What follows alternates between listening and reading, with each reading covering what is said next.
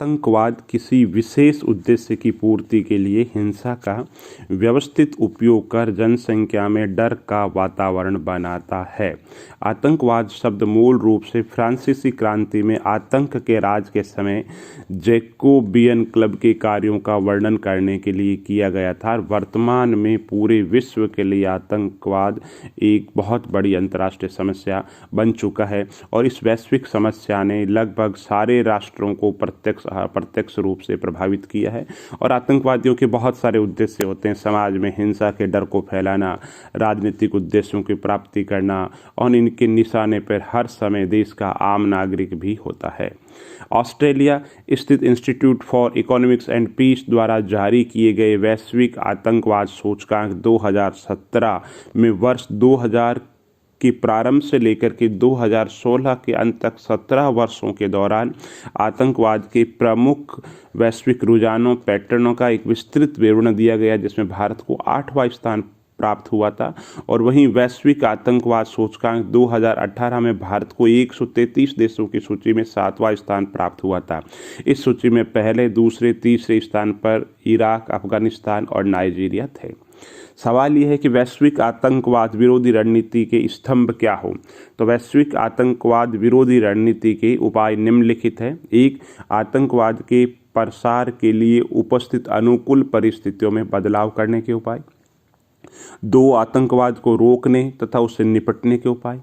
तीसरे, आतंकवाद को रोकने और मुकाबला करने और इस संबंध में संयुक्त राष्ट्र प्रणाली की भूमिका को सुदृढ़ बनाने के लिए राष्ट्रों की क्षमता निर्माण के उपाय।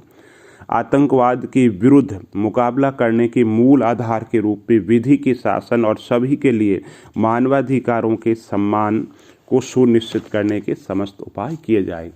और संयुक्त राष्ट्र संघ की महासभा ने 8 सितंबर 2006 को वैश्विक आतंकवाद विरोधी रणनीति अपनाई। इसमें सारे सदस्यों ने, संयुक्त राष्ट्र संघ के सारे सदस्यों ने मिलकर के कहा कि आतंकवाद के लिए वैश्विक दृष्टि चाहिए और आतंकवाद अपने सभी रूपों में अस्वीकार्य है, और साथ ही इससे रोकने के लिए व्यक्तिगत और सामूहिक दोनों ही समाधान करने होंगे। और इन्हीं व्यावहारिक कदमों से आतंकवादी खतरों से निपटने के लिए राष्ट्र की क्षमता को मजबूत बनाने को लेकर संयुक्त राष्ट्र प्रणाली की आतंकवाद विरोधी गतिविधियों को बेहतर ढंग से समन्वित करने के लिए एक विस्तृत श्रृंखला बनाई गई। और आपको बता दें, वर्ष 2016 में वैश्विक आतंकवाद विरोधी रणनीति की 10वीं वर्षगांठ भी मनाई गई थी। इसके साथ ही संयुक्त राष्ट्र संघ ने अंतर्राष्ट्रीय आतंकवाद को समाप्त करने के लिए 9 दिसंबर 1994 को महासभा के द्वारा संकल्प प्रस्ताव भी पारित किए गए।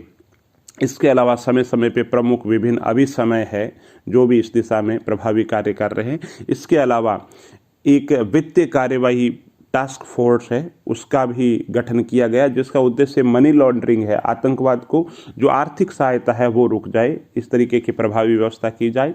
संयुक्त राष्ट्र वैश्विक आतंकवादी विरोधी समन्वय समझौता है, उसके लिए भी प्रयास किए गए हैं और उसको नाम दिया गया है संयुक्त राष्ट्र वैश्विक आतंकवाद निरोधक समन्वय प्रभाव नाम दिया गया है। इसमें अंतर्राष्ट्रीय मानवाधिकारों के मानकों के लिए पूरा समान कानून व्यवस्था सुनिश्चित करने की बल देते हुए आतंकवाद के निरोध की बात की गई है।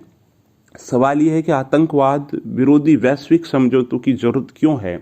समन्वय पहला पॉइंट, इसमें शामिल अभिकर्ताओं की संख्या, आतंकवाद विरोधी कार्य की व्यापकता बहुत है, उपलब्ध सीमित संसाधनों के आलेख में प्रभावी समन्वय कैसे किया जाए, यह महत्वपूर्ण है। दूसरा, हाल ही में सीमाएं असुरक्षित हो गई है, राज्य के परियोजन पर निर्भरता से परे हैं, अनेक खतरनाक समूह हैं जो व्यक्ति वर्तमान में गैर राज्य अभिकर्ता के रूप में काम कर रहे हैं। असुरक्षित सीमाओं और अंतर संबंधित अंतर्राष्ट्रीय प्रणालियों, वैध संचार, ट्रांसपोर्ट का लाभ उठाते आतंकवादी समूह पूरी दुनिया के अंदर जा सकते हैं कहीं भी, तो ये एक चिंता की बात है।